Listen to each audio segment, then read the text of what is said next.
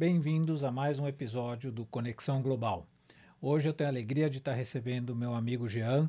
O Jean tem uma trajetória incrível de carreira, de vida e vai poder compartilhar com vocês coisa bem interessante. Jean, muito obrigado pela sua participação. Queria que você começasse contando um pouquinho da sua infância. Agradeço o convite, estou feliz por estar aqui, estar com meu amigo e começo contando a minha infância. Minha infância no Brasil foi uma infância como boa parte dos brasileiros, não muito fácil, né? Uma fase da minha infância foi bem difícil, foi bem dura, né? Que meu pai fez alguns investimentos errados e a gente teve que passar um período grande morando numa favela brasileira, numa comunidade de Pernambuco, nordeste do Brasil. Então foi uma fase bem difícil, que me marcou bastante minha infância, mas que me fez acreditar que as coisas poderiam evoluir, poderiam crescer e eu sempre confiante que as coisas poderiam melhorar. Essa fase, isso já era em Paulista ou não? Porque Pernambuco tem uma cidade que chama Paulista, que eu demorei para aprender também, e eu sei que depois sua família acabou vivendo em Paulista. Sim, sim. Não, essa fase foi um pouco antes de a gente se mudar para Paulista. Isso foi no Recife, uma área que se chama Casa Amarela. Então, não foi exatamente em Paulista. Mas, posteriormente, as coisas melhoraram e a gente sim foi quando a gente mudou para Paulista. Você falou, enfim, que seu pai passou por um período de dificuldade financeira. Mas eu sei que o desafio, talvez o maior desafio da sua vida foi justamente a relação com seu pai. Queria que você contasse um pouquinho isso, mas de maneira até um pouco mais extensiva. Tá bem. Realmente a relação com meu pai foi uma relação muito difícil, muito complicada, que no final acabou ficando hoje em dia boa, graças a Deus. Mas foi bem difícil, né? Meu pai sempre foi uma pessoa muito dura, muito fechada, como todo brasileiro, nordestino, com todas as suas convicções e tudo que ele acreditava. Então sempre me tratou de forma muito dura, de forma muito difícil. Pouco falava comigo, ou não se relacionava comigo. Então eu tive muita dificuldade, sofri muito por querer um pouco de proximidade com ele e nunca ter esse acesso a ele. Então foi super difícil, foi muito difícil lidar com tudo isso durante minha infância e adolescência. Tudo isso foi superado já como homem adulto, a gente teve várias conversas, hoje a gente já não conversa mais, infelizmente a saúde dele já não permite mais isso, mas foi extremamente difícil eu me relacionar com meu pai. Meu pai foi uma pessoa que me fez sofrer muito, sofrer muito. Então hoje eu perdoei, hoje a nossa relação tá boa, mas foi uma pessoa que realmente ele tirou bons anos da minha vida, de poder viver bem, viver em família, viver feliz. Isso foi extremamente difícil, né? A parte disso, teve relação com a minha mãe, que era totalmente oposta à do meu pai, que era muito próxima, era muito amiga, era muito incentivadora. Minha mãe sempre acreditou que a educação poderia mudar as pessoas e mudar o nosso destino, mudar a nossa vida. Então, minha mãe, mesmo nesse período que eu contei no começo, que a gente morava na favela, minha mãe incentivava a gente a estudar, né? Então, ela foi trabalhar, que era um período difícil financeiramente para nossa família, e ela pagava por uma pessoa levar a gente ao colégio mais próximo, que ficava num próximo bairro, porque ela queria que a gente tivesse uma educação boa. Então, eu e minha Que irmã... era uma escola melhor Era uma no escola bairro. melhor. Ela acreditava que a gente estudando numa escola melhor, a gente ia ter um futuro melhor. Então a gente chegava a caminhar pelo menos 1 hora por dia, eu e minha irmã, descendo morro, subindo morro, mas a gente estudava naquela escola, né? Então minha mãe fez questão de que isso acontecesse, contra meu pai, contra tudo que ele acreditava, porque ele não acreditava em estudo, ele não acreditava em educação, ela lutou e ela deu isso melhor pra gente. Então foi uma relação muito incentivadora com a minha mãe, que acreditasse em mim, acreditasse no futuro, acreditasse que eu posso, acreditasse nos meus sonhos e não me contaminasse pelo que meu pai fazia comigo. Então foi bem assim. Porque a gente sabe, né, que no Nordeste do Brasil, muito mais do que em outras regiões, né, tem essa cultura machista muito forte, né, muito pesada mesmo, né, e eu sei, eu cheguei a conhecer seu pai numa ocasião, Uhum. esses dias a gente estava conversando sobre isso e lembrando, era muito forte mesmo essa questão muito machista mesmo, né? Extremamente forte, foi super difícil crescer. e ter que me desenvolver a minha sexualidade, me entender como pessoa, entender o que eu queria fazer da vida, porque era tudo bloqueado, era os anos 80, 90 no Nordeste do Brasil. Então era uma vida extremamente complicada, falar de sexualidade ou falar para um homem falar desse assunto era quase um tabu, era quase que você era expulso de casa só em tocar num assunto desse. Então foi bem complicado viver no Nordeste do Brasil nesse período da minha vida. Foi bem difícil mesmo, porque o machismo era extremamente forte. Hoje as coisas, claro, melhoraram, a cabeça das pessoas evoluíram, mas naquele período, nos anos 80 no Brasil, era muito complicado. Era muito complicado. Eu lembro de você me contar realmente até de frases pesadas que seu pai dizia, né, para você, e de não aceitar, né, não te aceitar e não separar as coisas da questão de sexualidade, né, o quanto que realmente isso foi sofrido para você. Foi extremamente difícil. Mas não só com seu pai, né, com outros familiares também, né, com a família em geral, né? Também. A família de alguma forma não te acolheu, né? Sim, minha família não foi muito acolhedora, nenhuma delas, né? A parte da minha mãe, que foi uma pessoa que sempre realmente esteve do meu lado e até hoje ainda está, né? Foi uma heroína, foi minha inspiração, foi tudo que foi a mulher que me inspirou a estar aqui hoje, né? Porque ela nunca deixou eu baixar a cabeça. Ela sempre dizia: olha para frente que eu vejo um futuro melhor para você. Não se contamine pelas pessoas que estão falando, não se preocupe com isso. Eu te vejo brilhante, eu te vejo grande, eu te vejo muito bem. E o que eu escutava das minhas famílias, inclusive de pessoas, meus tios e tias, que se eu optasse por uma sexualidade diferente, o que o Nordeste tinha, eu não seria da família. Né? Não é optasse, né, Jean? Isso não é opção, isso vem, Você né? não tinha que optar, né? Não era uma coisa você não que tinha que escolher, né? Não era eu queria, né? É. Então foi bem difícil, foi bem complicado escutar isso de alguns tios e tias. A parte disso, a falta de apoio, a parte de um abraço às vezes, um Feliz Natal ou um Feliz Aniversário, foi extremamente difícil. Mas, claro, a única pessoa que supriu tudo isso foi uma só, foi minha heroína, foi minha mãe. Eu sei o quanto que existe, digamos, por experiência de vida e por crença, né, principalmente quem trabalha com constelação familiar, né, o quanto que a mãe é responsável pela prosperidade dos filhos, né, o quanto que isso que você contou de quanto sua mãe te incentivava e acreditava que você seria grande, e o Jean já vai contar bastante. Ele hoje é um empresário de muito sucesso aqui nos Estados Unidos, ele vai contar já isso para vocês, mas o quanto que sua mãe vislumbrava isso de alguma forma, de forma muito intuitiva mesmo, né, porque, claro, não tinha como saber, né? Acredito, eu não sei como, nós somos em 3, né, eu tenho a minha irmã e tenho o meu irmão.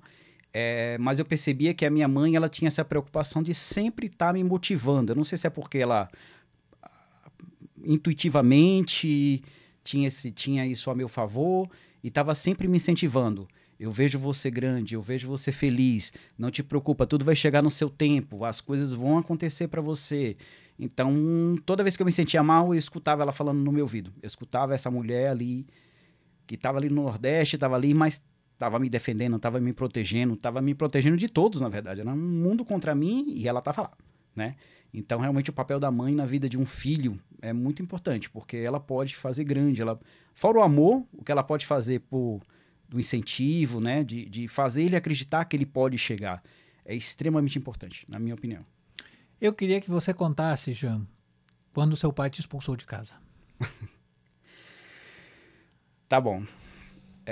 Foi bem complicado. Eu tinha 17 anos nessa época e foi uma grande briga que teve entre eles, né? Entre minha mãe e meu pai. Minha mãe não queria, meu pai queria, minha mãe não queria, meu pai queria. E ele disse: olha, o negócio é o seguinte, já não quero mais que você fique aqui, eu não fico à vontade em te alimentar, eu alimento os animais com mais prazer do que eu te alimento. Então essa frase para mim, que ele falava isso para mim, isso me marcava demais. E eu disse: ok, nunca fui do conflito, eu preferi respeitar. Coloquei a mochila nas costas e fui. Fui e olhei para trás e eu sabia que eu nunca mais ia voltar. E eu nunca mais voltei. Dali foi pro mundo.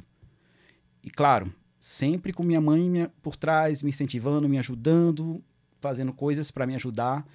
Ele nunca me procurou, nunca quis saber, durante essa fase da vida, claro, nunca quis saber onde eu estava, queria saber se eu tinha alimento, muitas vezes não tinha alimento, muitas vezes passei dificuldade, sim, né? Principalmente quando fui para São Paulo, foi super difícil. Mas não foi nessa época que você foi para São Paulo, você ainda ficou um tempo em Pernambuco. Fiquei um tempo em Pernambuco ainda, alguns 2, 3 anos em Pernambuco. Minha mãe acreditava, mais uma vez, ela perguntou, filho, o que é que você quer fazer?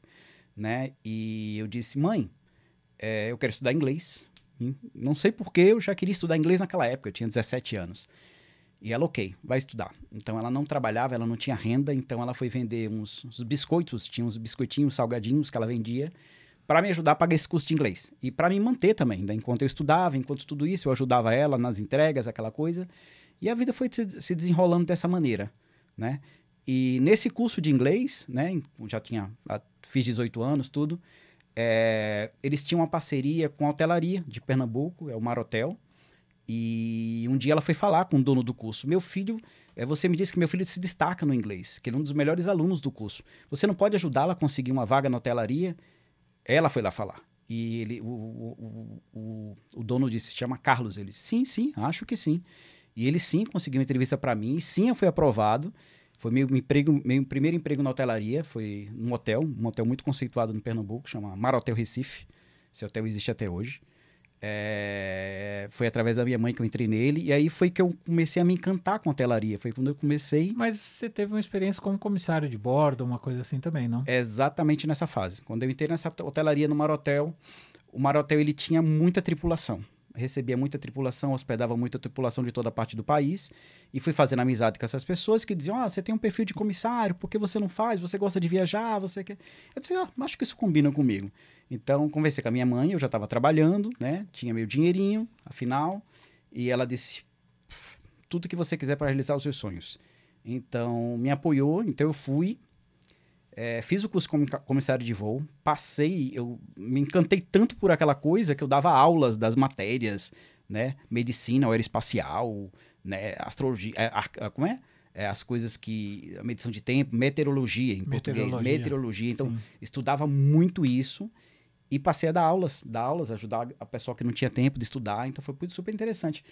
E quando acabou o curso, eu continuava na hotelaria e não tinha seleção para comissário de voo em Pernambuco.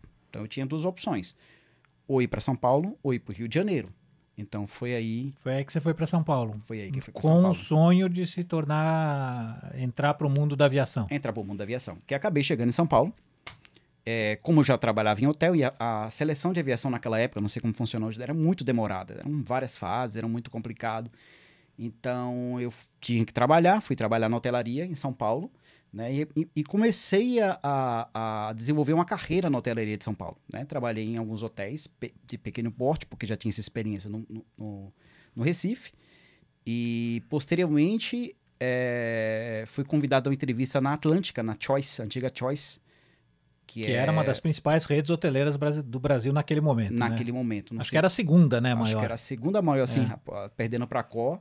Fui convidado a fazer uma entrevista no Redson Faria Lima, né, aí em São Paulo, para recepcionista. E participei dessa entrevista.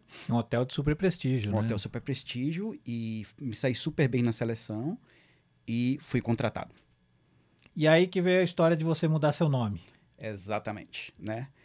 Muita gente não sabe, pouca gente sabe, meus amigos mais próximos e minha família, que meu primeiro nome é Anderson, né? Anderson Jean, e aí todo mundo hoje me conhece como Jean, super conhecido aqui nos Estados Unidos e no Brasil, mas até aquele momento da minha vida eu não pensei nunca em mudar de nome nem nada. E você não usava o Jean, né? Não usava o Jean. Anderson. Era Anderson para tudo. E eu lembro que eu fui estava fazendo a seleção, fui chamado por a gerente geral na época que me contratou, se chama Juliana Laganá, uma mulher extremamente importante também na minha história profissional. Juliana é uma querida. Juliana, um beijo para você. Gostamos muito, admiramos muito o seu trabalho. Sim.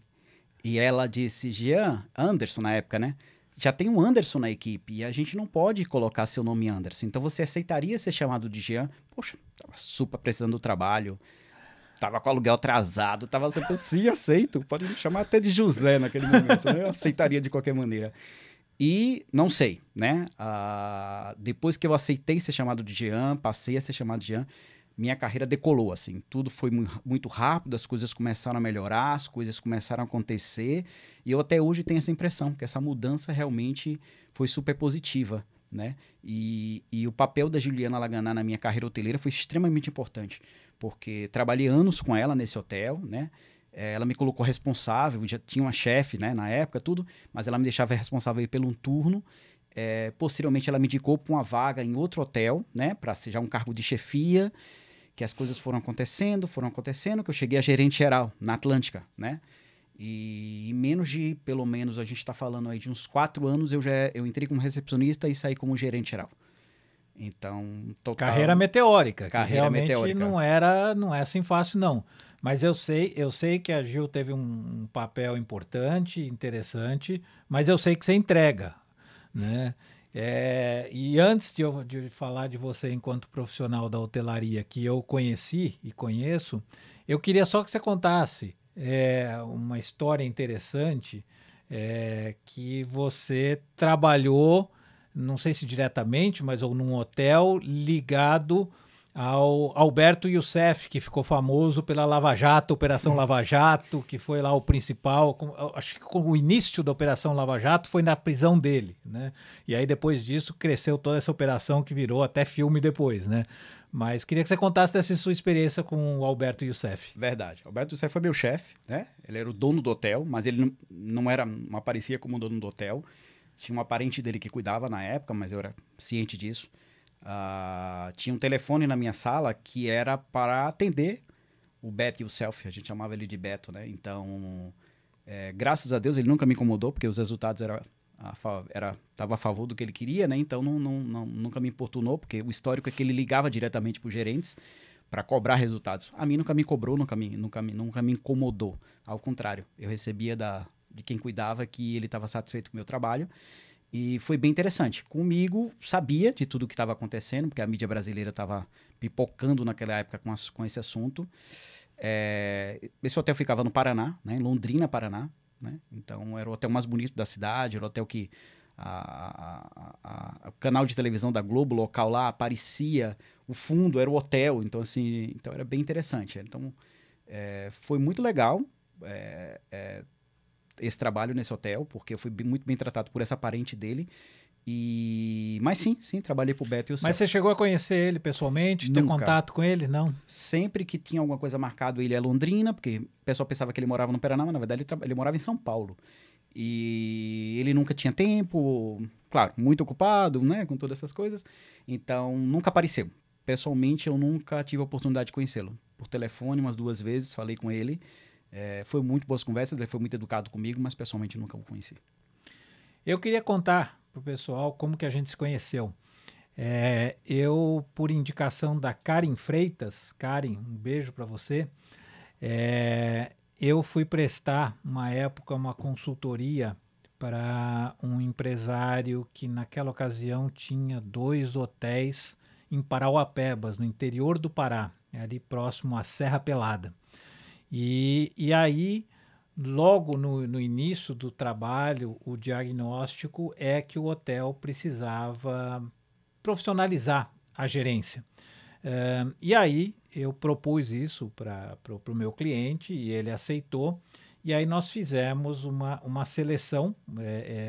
A minha consultoria ofereceu, pré-selecionou 3 pessoas para que ele pudesse entrevistar e contratar uma das 3. E o Jean, justamente, era uma dessas pessoas que tinha sido muito bem recomendado, muito indicado, mas tinha outros 2 profissionais também muito bem indicados e recomendados. E aí o cliente escolheu o Jean e o Jean foi trabalhar lá no interior do Pará. Conta um pouquinho dessa sua experiência, Jean. Super interessante, uma fase super interessante da minha vida hoteleira no Brasil. Chegando em Marabá, né, que era a cidade mais próxima, porque Parauapebas tinha um aeroporto, mas ficava bem isolado, né, então era muito complicado de chegar. A gente chegava por Marabá, então era assustador. Eu tinha acabado de sair do Paraná, então chegar em Parauapebas, né, que já tinha lido alguma coisa, já tinha escutado alguma coisa, mas nunca tinha pensado em ir para lá, né. E quando cheguei, realmente foi um susto conhecer a cidade e o acesso à cidade. As estradas eram horríveis, eu acho que Uma das piores estradas que eu já vi. Buracos, É interessante né? que na época, não sei como é que é hoje, Parauapebas tem a sede da Vale Vale, do Rio né? Doce. Sede não, um campo muito grande da empresa Vale lá. A cidade vive muito em função dos royalties que essa empresa gera para a cidade. Na época, era a cidade, em termos de renda per capita, a que tinha a maior renda per capita do Brasil, mais do que qualquer outra cidade do Brasil, quando fazia essa distribuição da renda da cidade. Só que na avenida principal da cidade, pelo menos naquela época, corria esgoto a céu aberto. A cidade era de uma pobreza tremenda. Saneamento básico. Não sei para onde ia esse dinheiro, mas enfim, era uma cidade riquíssima, mas ao mesmo tempo super pobre e assim, com praticamente nada de infraestrutura, né? Quase nada e muita a mão de obra vinha basicamente do interior do Maranhão, porque fica ali fronteira com o Maranhão, né, o Pará. E foi aí que eu conheci o analfabetismo. Eu não conhecia pessoas que não sabiam ler nem escrever, e tinham funcionários que não sabiam ler nem escrever, que estavam no hotel, vindo de São Paulo, Paraná, Pernambuco. Eu nunca conhecia essa realidade do Brasil, né? Ou uma cidade tão rica sem saneamento básico, ou com esse déficit de educacional. Então foi muito complicado ver essa realidade e me chocar com essa realidade e vim de padrões de hotelaria internacional, né, que é a Atlântica. Eu disse, ok, tenho duas opções. Ou fico e mudo esse cenário, ou vou embora e procuro outro trabalho. Mas eu fui, por incrível que pareça, eu me adaptei super bem, fui super feliz. O dono, né, que é o proprietário, que ele é um proprietário, né, o José Rinaldo, né, meu amigo, hoje é meu amigo pessoal. A gente me deu liberdade para mudar e ajustar. Na época eu trabalhava com você também, que ainda Só continuava quero dando deixar claro uma consultoria. coisa aqui: o Zé Rinaldo não foi nem um pouco bonzinho. Ele é visionário, sim, ele é um cara muito perspicaz e de boa visão empresarial, de excelente visão empresarial, aliás. Mas o Jean entregava muito resultado. O Jean fez um trabalho belíssimo, porque a estrutura lá operacional era super desorganizada, super bagunçada, e o Jean conseguiu colocar aquele hotel redondinho. Não só aquele hotel, mas depois tinha os outros hotéis também do próprio Zé Rinaldo. Tinha outros hotéis, né? Então a gente conseguia desenvolver um trabalho muito bom naquela época lá. Foi incrível aquilo, porque realmente era quase inacreditável conseguir tirar resultado dali. E consegui, né? Foi muito bem-vindo. E a proposta dele é que abrir novos hotéis, ou pegar novas bandeiras, ou crescer, né? Eu disse, meu Deus, como vamos fazer isso? E em menos de um ano a gente abriu outro hotel na frente que chamava na época, né, Atrium Express, né? Foi batizado por mim, esses nomes foram dados a essa hotelaria por mim. Ele tinha outra unidade que nós conhecemos juntos, que fica em Redenção, é outro interior do Pará, que eu rebatizei de Atrium Inn, porque era uma unidade pequena. E, para minha surpresa, veio uma grande notícia, depois de uns 3, 4 anos que eu já estava trabalhando para lá, já com essas bandeiras abertas, desenvolvidas, funcionando, dando resultado.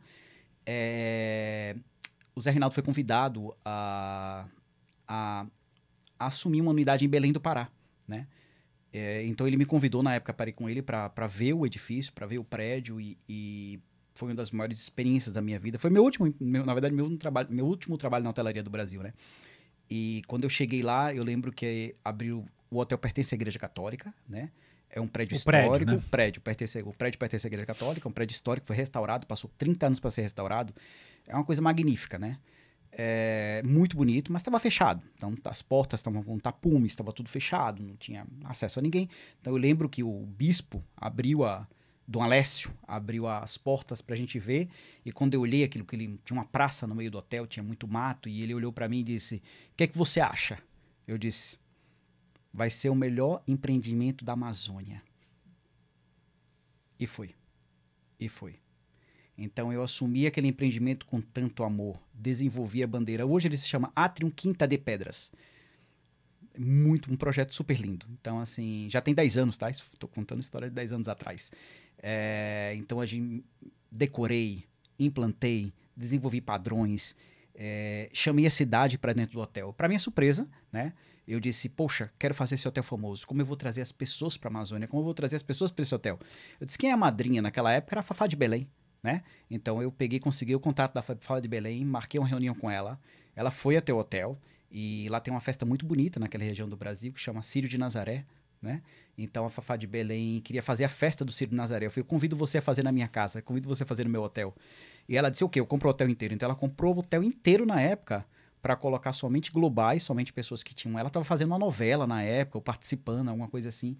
Então ela queria que não tivesse acesso a ninguém que não fosse os convidados que ela ia trazer do Rio de Janeiro e São Paulo para lá. E foi um sucesso. A primeira festa dela nesse hotel foi um sucesso. E durante os 5 anos, pelo menos, que fiquei com aquele empreendimento, todas as edições foram renovadas com sucesso. Até onde eu sei, até hoje essa festa se repete, né? Então, mas a primeira foi feita por mim, desenvolvida por horas de reunião com ela, desenvolvendo onde ia ficar o palco, como é que ia fechar, artista que tinha que ficar em tal lugar, outros quartos que seriam melhores. E foi muito legal essa experiência com a Fafá de Belém. A gente, horas, ficava as gargalhadas dela, nunca vou esquecer, no pátio do hotel, com a gente estudando como ela é dessa festa, porque essa festa para ela era muito importante, que era onde ela cantava para os convidados, mas ela não cantava como artista, ela cantava como dona da casa, ela convidava aquelas pessoas, então ela parava no meio da música, ela comia alguma coisa no meio da música, então a filha dela assumia o microfone, então ela podia ficar à vontade. Então e ela sempre reservava uma mesa para mim. Então foi um momento lindo da minha carreira, foi meu último projeto hoteleiro no Brasil, né? E foi quando realmente eu decidi que ia encerrar minha carreira no Brasil. Mas foi super lindo esse projeto. E hoje, até hoje, esse hotel é extremamente conceituado. Eu vejo entrevistas de artistas que vão para lá, passa na televisão, tudo. E é uma bandeira super, super forte ainda.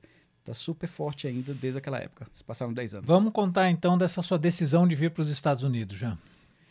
Por que você veio para os Estados Unidos? Por quê?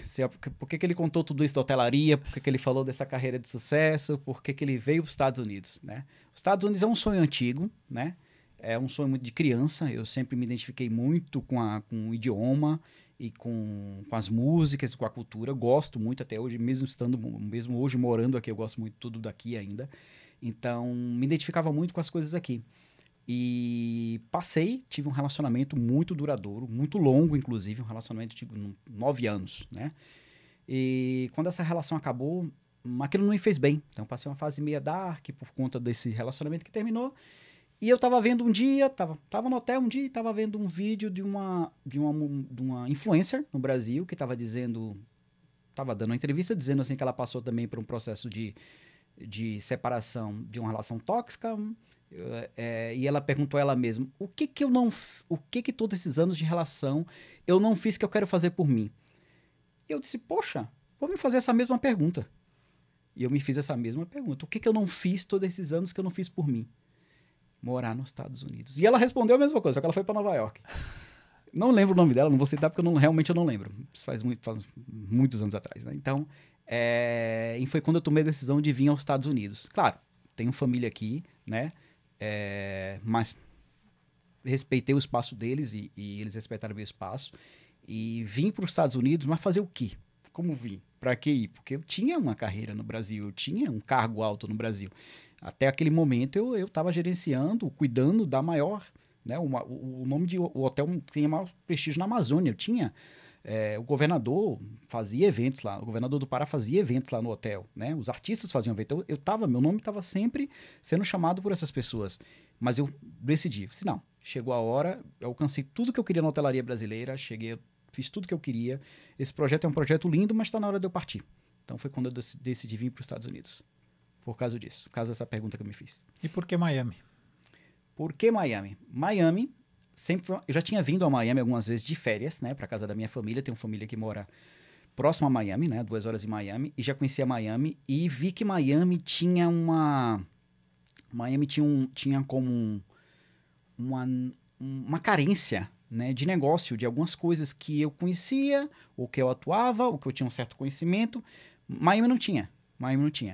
Então, por isso Miami, porque eu achei que Miami era uma cidade de oportunidades. Mesmo as pessoas falando que muitos imigrantes que Miami não é uma cidade fácil de chegar, por vários motivos. Eu me identifiquei muito com Miami e me identifico até hoje. É a cidade que eu moro até hoje. Todos os anos que eu estou aqui nos Estados Unidos, sempre morei em Miami. Então, eu vi essa oportunidade, eu achei que isso poderia acontecer. Pois é, Jean, todo mundo que vem para os Estados Unidos e que quer ficar, precisa encontrar uma forma de se legalizar. Né, de estar aqui de maneira legal, de poder trabalhar legalmente.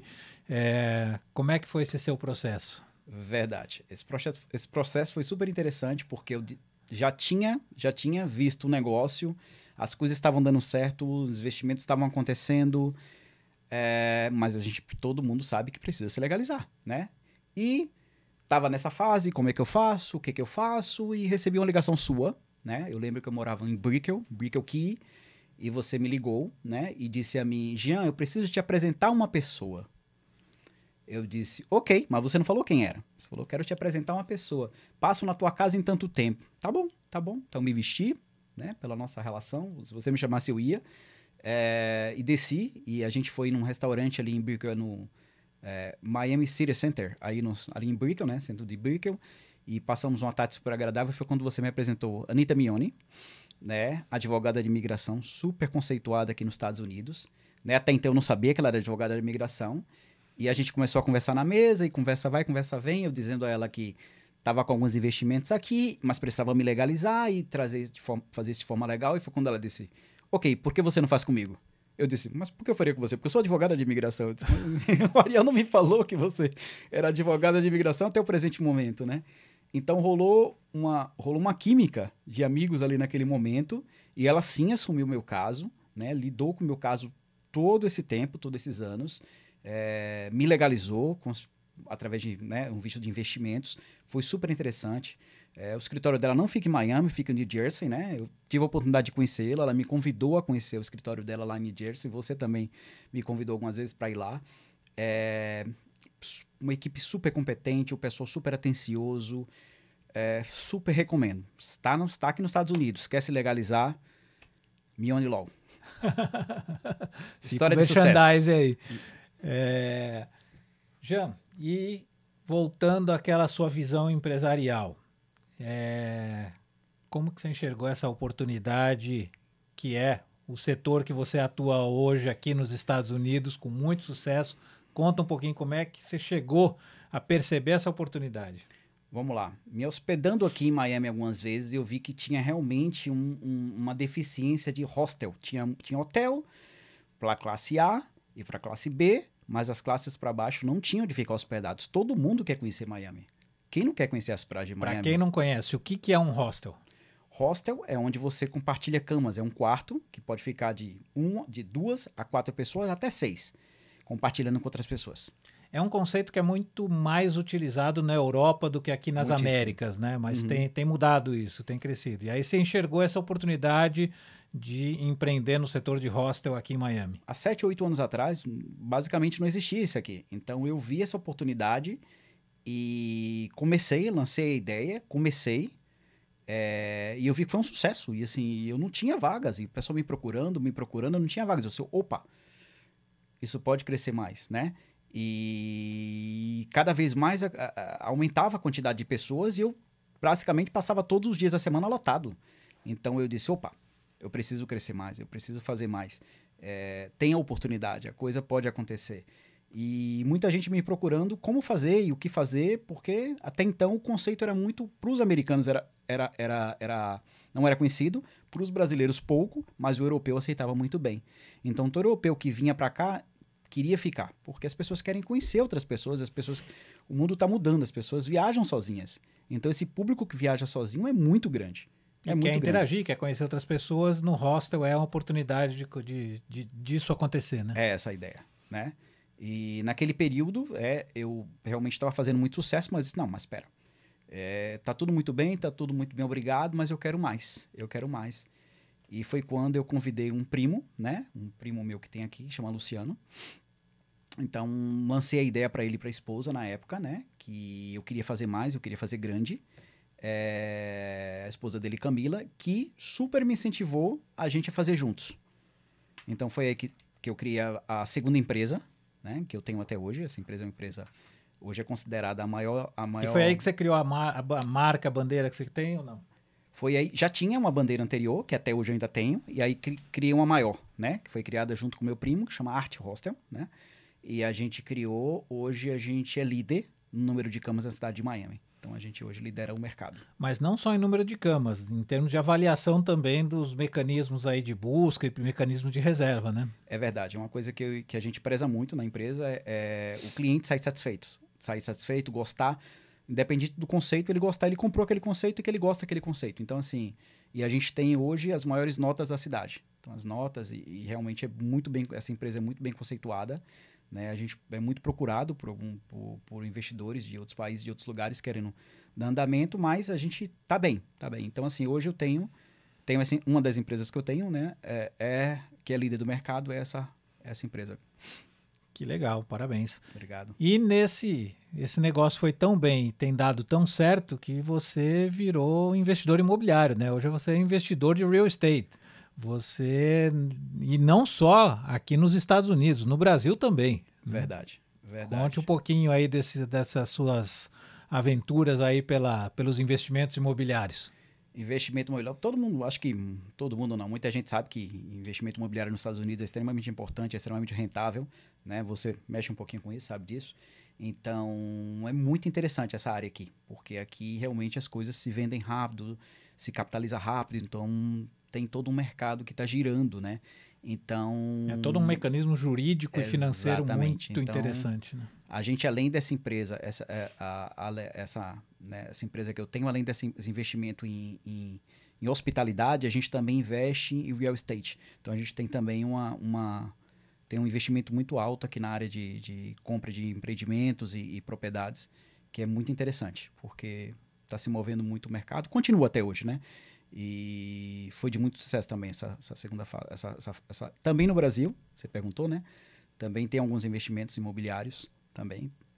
E sigo fazendo, sigo lutando, sigo conquistando, sigo desbravando. Que legal. Enfim, o Jean realmente conquistou um sucesso muito grande aqui na América. Jean, eu queria que você contasse, porque eu sei que foi uma ocasião na sua vida importante e que foi uma lavagem de alma.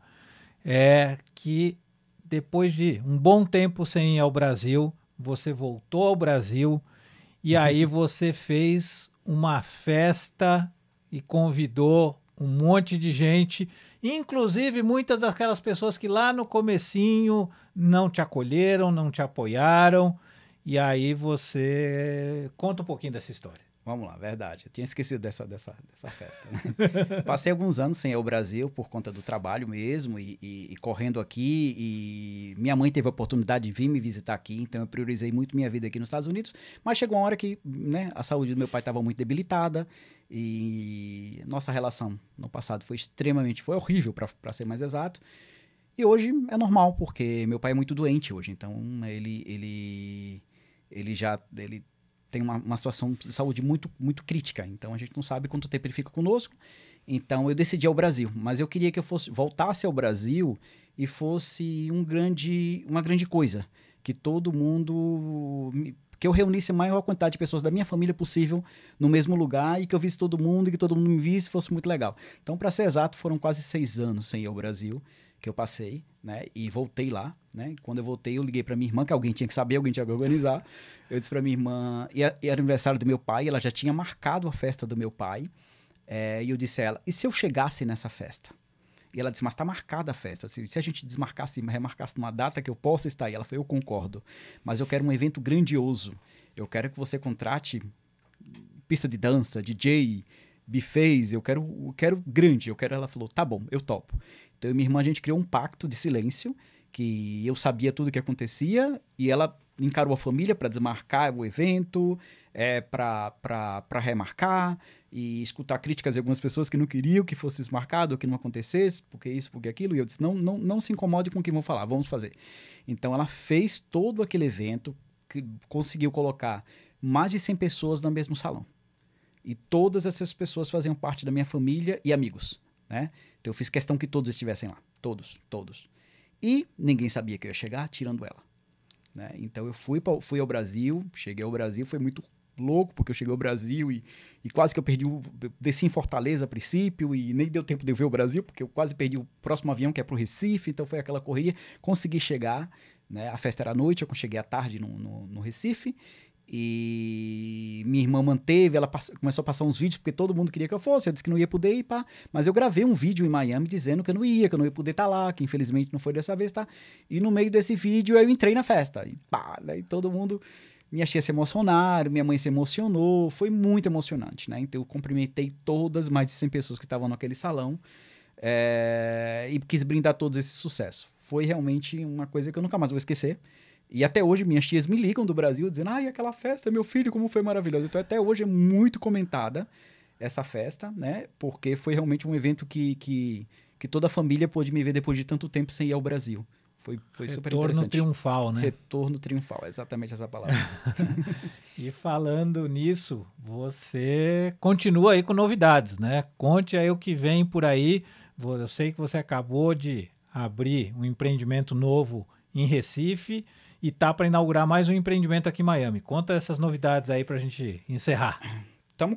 Na verdade, são 2 projetos, né? 2 projetos grandes, né? Um projeto aqui dos Estados Unidos, a gente firmou uma parceria, né? Com a Atrium Hotéis, né? Então a gente está trabalhando para trazer, que é a empresa que eu trabalhei no Brasil, meu amigo José Rinaldo, a gente firmou uma parceria para trazer essa bandeira para aqui para os Estados Unidos, né? Então a gente está em processo de fazer isso. Então tudo isso acontecendo. Vai ser a primeira bandeira hoteleira brasileira a entrar em Miami. Tem outras nos Estados Unidos, mas em Miami eu desconheço se há. Então a gente esse projeto está acontecendo agora, né? Vai ter novidades no futuro aí, né? E estamos super animados, tá acontecendo super rápido e eu tô por trás de toda essa organização, foi eu que costurei toda a negociação, mas está acontecendo, né? E o do Recife é um bar, né? Que a gente também tá finalizando tudo lá, né? Para abertura, que é um bar que eu queria muito ter uma casa de show ou ter uma casa de espetáculo de cultura pernambucana. É incrível que eu, né, moro nos Estados Unidos, absorvi essa cultura toda, mas não esqueci da minha cultura pernambucana. E plantei a ideia para um amigo meu, um grande amigo meu, que chama Anderson, que ele é paraense, inclusive, ele nem é pernambucano, mas ele adora, ele mora hoje em Recife, ele adora Recife. Eu disse, e se a gente abrisse um bar que tivesse pequenos espetáculos, pequenos shows de coisas pernambucanas e drinks pernambucanos, e eu queria que se chamasse Frevo. Ele disse, uau, e se a gente pusesse como decoração, a gente instalasse alguns bonecos de Olinda, porque eu sei que o turismo é muito voltado a isso, então é uma boa ideia. Então a gente está trabalhando, quando o arquiteto apresentou o projeto, com toda aquela coisa, eu fiquei super empolgado. Então tá em meados de abertura. Nos próximos meses vai abrir, falarei mais na frente sobre isso, mas tá super empolgante isso. Também estou super, super animado com esse projeto. Jean, para a gente encerrar, eu quero que você mande uma mensagem olhando ali nos olhos para o seu pai e uma mensagem para sua mãe. Bem, mensagem para o meu pai é que depois de tudo do que aconteceu, tudo do passado, eu perdoei, né? Ele é perdoado, eu já falei isso com ele pessoalmente quando eu estive no Brasil, né? E todo mundo presenciar isso, está gravado. Eu perdoei, o amo, né? E quero que ele fique em paz, né? É o que diria ele.